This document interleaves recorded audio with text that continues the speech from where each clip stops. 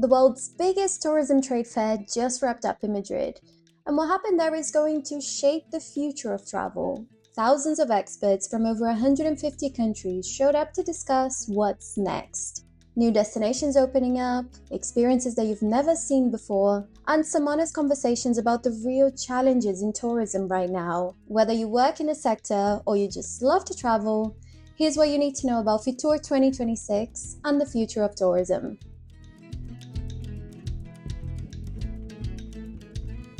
Global tourism is absolutely booming right now. Spain and France were the two countries with the highest number of international arrivals in 2025. And to put this into perspective, have a look at this comparison between their total population and the number of travelers they welcomed in 2025. France had 60% more travelers than their actual population.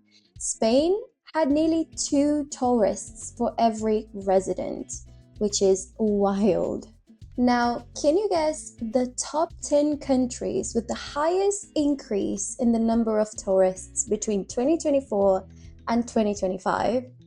If you want to, you can write down your guesses in the comment section and then come back to the video to see if you got any of them right. I'm very proud to start with Brazil, my home country, at the top of the list with 37%. Then we have Bhutan, Iceland, Guyana, Egypt, South Africa, Sri Lanka, Japan, Ethiopia, and South Korea. What's actually interesting about this data for those who love to travel are the new destinations opening up, the new technologies making it possible, and the adventures that are becoming available.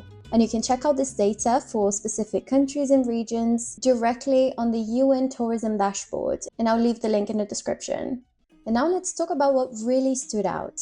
Culture, history, and heritage trips are on the rise, and one of the coolest things was the launch of a whole new section dedicated to these experiences. Travelers are shifting towards wanting to create connections to places and to other people, rather than just taking Instagram photos. But here's what's growing fast: solo travel, outdoor adventures, nightlife experiences, cooking classes, and even things like theme parks combined with local culture. Basically, travelers are getting more creative about mixing fun with meaningful activities and gradually moving away from generic, mass-produced experiences. For example, Spain is seeing a huge growth in experiential tourism. Think of a market tour in Valencia that ends with a cooking class where you learn to make paella with a local chef, or a guided tour in Seville that ends at a dance studio where you'll have flamenco lessons in full traditional attire. These aren't your standard tour bus experiences anymore, and technology is making the shift even easier. There's been a 96% increase in the number of mobile bookings since 2019. People are literally booking activities while they're already at the destination, based on the weather, their mood, or recommendations from other travelers. The spontaneity of travel is back, but now it's enabled by technology. Another section of the event was dedicated to FITUR LGBT+, and it shows how Spain seems seriously committed to inclusive tourism. There's a project called Spain's Network of Destinations for Diversity, and it promotes inclusion by connecting the LGBTQ+ community to destinations that celebrate diversity. And why does this matter? Because these destinations are being designed and certified as safe, welcoming places where everyone can just be themselves. And if you're planning to travel to Spain, knowing which cities are actively working on this can make a huge difference. If you want to check it out, I'll leave the link in the description.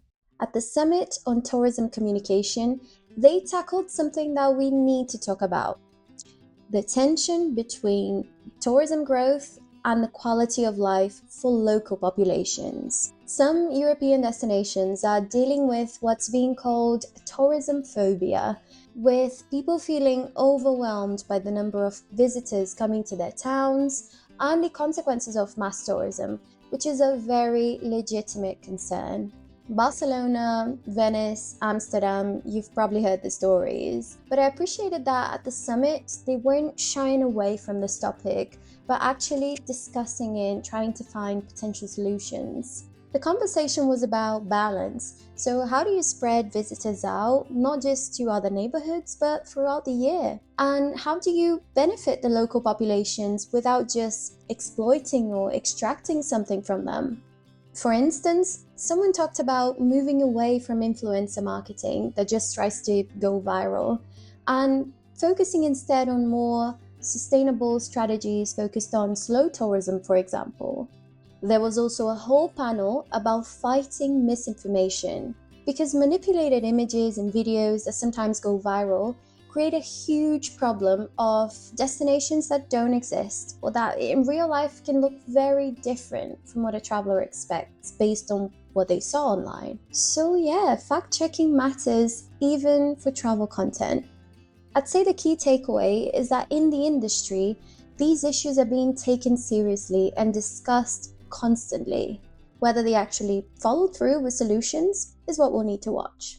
Now, what's next in global travel? Well, the UN Tourism Secretary General spoke of FITUR, and the global picture is pretty optimistic. In 2025, there were 1.5 billion international tourist arrivals worldwide, which is 4% more than in 2024. But what does this mean for you? It means that new destinations are becoming available and more developed for tourism. Places that might have been tricky to visit 5 years ago now have more infrastructure, more flight options, and a bigger variety of meaningful experiences designed for domestic and international visitors. The total global revenue for tourism in 2025 was $2 trillion, with a big part of it going into new businesses, better services, and improved transport, which is for sure great news for us travelers. But it's essential to bear in mind that the success of tourism lies in how it can improve people's lives, promote a cultural exchange, and contribute to the well-being of the planet. One thing I learned in university over 10 years ago that really stuck with me was that tourism can only be a positive activity for travelers if it first and foremost benefits the local residents and if it promotes the protection of cultural and natural resources. And this can only happen with effective public policies in place. These were my highlights, but there was much more happening at FITUR. The big themes were immersive experiences over generic tourism, inclusion and diversity as core values, sustainability and responsible travel, and new destinations emerging with huge potential. If you found this useful, make sure to subscribe as I'll be covering more travel content and insights throughout the year. And if you'd like to check out the data or read more about any of these topics, I'll link all my sources in the description. See you soon.